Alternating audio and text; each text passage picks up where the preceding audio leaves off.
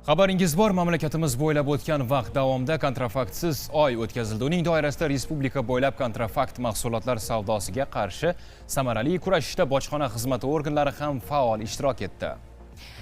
Yaqinda bojxona organlari tomonidan o'tkazilgan ko'p bosqichli tezkor tadbirlar doirasida 20 dan ziyod turli xorijiy brendlar nomi ostida sifatsiz va qalbaki kosmetika hamda parfyumeriya vositalarining yashirin sexi faoliyatiga chek qo'yildi. Tovarni qayerdan olasizlar? Xitoydan olamiz. Qlar arzon ekan. 6000 ga mana bu aloyeni ko'rdim. Ishlab chiqarish, o'zimizdan ishlab chiqarish mumkin. Ha, o'zimizda ham ishlab chiqariladimi?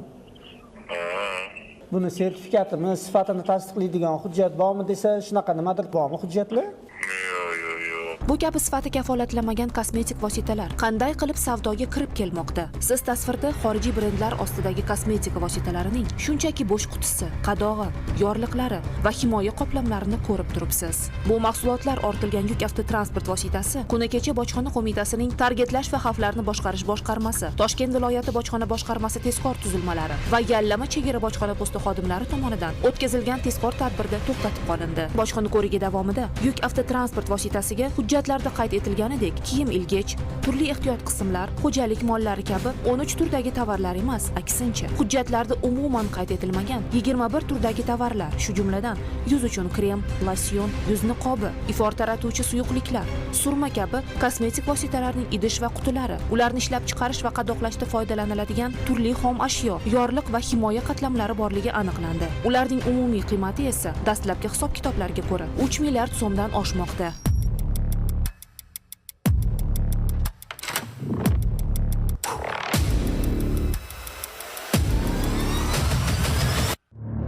Sodda qilib aytganda, ushbu qadoqlarda mahsulot xorijda ishlab chiqarilganiga doir ma'lumotlar yozilgan bo'lsa-da, aslida esa mazkur soxta, qalbaki kosmetika vositalari keyinchalik ichki hududdagi biron yashirin yoki qo'lbola sexlarda tayyorlanib, qadoqlanishidan dalolat beradi. Bojxona qo'mitasining tezkor tuzilmalari tomonidan huquqni muhofaza qiluvchi boshqa organlar bilan hamkorlikda tezkor tadbir davom ettirilib, ushbu tovarlar yetkazilishi nazarda tutilgan manzil aniqlandi. Natijada Bo'ka tumanidagi omborlardan birida xorijiy brendlar nomi ostidagi kosmetika va parfyumeriya vositalarining qalbaki nusxalarini ishlab chiqaruvchi yashirin sex faoliyati fosh qilindi.